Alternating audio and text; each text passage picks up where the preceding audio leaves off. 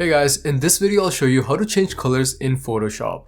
Now there's many different ways of doing this, but I'll show you the easiest ways and my preferred method of changing colors in Photoshop. So to get started, let's go back to our original picture. So this is the original picture, and let's say I want to change the color of my jacket here. So what I'm going to do is go into the selection tool, and from here create a selection of what I want to change the colors of. So in this case I'm going to select the jacket as precise as I can, and once I'm happy with my selection, I'm gonna create a new layer, and in that new layer I'm gonna go into the paint tool with my selection still on and select a color I want to change the jacket to. So let's say I want to do it a yellow color, so I'm gonna paint yellow on top of the selection on the new layer. And once I've done that, I can deselect everything with Ctrl D. And with the layer we just colored, having that selected, we're gonna go into the blending options and go all the way down to hue. And that will change the color of our jacket. Now let's say I don't like the color of the jacket and I want to change it to something different. So I'm gonna go back into the selection with Ctrl and press the layer, and that will select everything that's in the layer. And from there, with my paint tool still on, I can go to a different color. So let's say I want to make it red this time, and I'm gonna paint red on top. Or if I want to do a blue, I can do blue. But for this video I'll keep it red, and now let's try to change the color of the hoodie. So to do that, we're gonna go back to the original layer and make a new selection.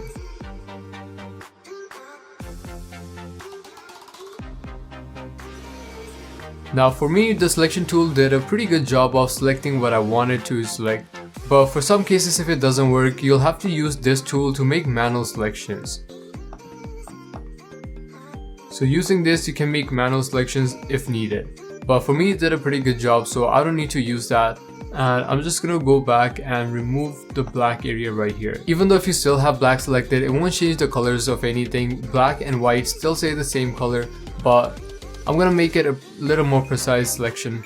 So once I have my selection, I'm gonna create another layer, and let's go to our paint tool once again, and let's say I want to make this blue. So I'm gonna color blue on top and go into blending options, and from here hue once again. And as you can see, that changed the color of the hoodie as well. Now let's say I want to make the colors of the sunglasses match the jacket. We can once again do the same thing using the selection tool.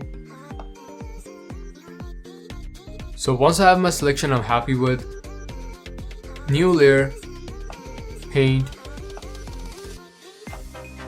and let's make this red. And I have my selection a little messed up, but I'll fix that in a bit. Let's go to hue, and it changed the hue of everything, and as you see, it didn't really affect that much on my skin tone, but if it does, we can go into the erase tool and we can remove the paint, or we can go back into the paint tool and we can add the colors back at any time. Now using the same method, I changed the color of the jacket to green, and you can pretty much change the color to anything you like. Now let's look at a different image and something a little more complicated. So let's say in this picture I want to change the color of the jacket as well, but it's a little hard for me to get a proper selection using the selection tool. So in that case, we can use this tool to manually create selections just like that. So we'll have to manually make a rough sketch and work around that image to create the selection of what we want to change. But this method usually takes a lot of time and it's a little more complicated. So what I like to do in this case is go into the adjustment layers and select hue and saturation. You can also find this down here, and from here hue and saturation. And once you have the hue and saturation layer applied, you'll see a dialog box like this. And from here we're gonna go select this tool and select the color we want to change. So in this case I selected blue, and now you'll see, and from here you'll see it made an outline from the color wheel of blue. So whatever I do will only affect the blue areas of this picture. And in some cases, if you want to be a little more precise, we can work around and change the balance. And if you want to be a little more precise, we can actually move this color selection and adjust the colors accordingly to what we want. So let me change this to something that's a little more obvious. And from here, So as you see, I removed all the light blues and it deselected the blues in the background. And just like that, we can make this smaller to fit the color we really want to change. So in this case, let's say I want to change the color of the jacket to purple. And that looks pretty good, so I can close out of this, but the problem here is it changed the color of everything in the picture that was blue. To fix that, we can go into the color tool and from the color select black, and we can remove the colors of everything we don't want to change. So at this point, you can see most of the blues I didn't want to change the colors of are deselected. And whenever you're on the hue and saturation layer, just remember, black takes off and white adds.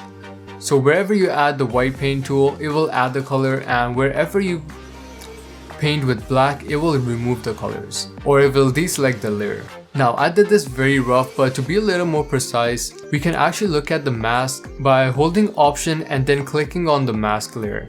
And you can see I still have small spots that I kind of missed, and I can go back and make a proper selection.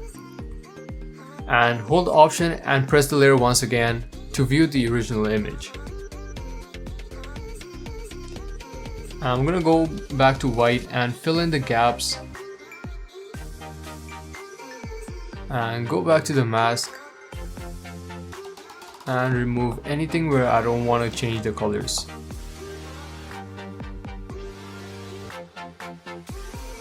So I can see a little bit of a purple here, and I can go in and remove that.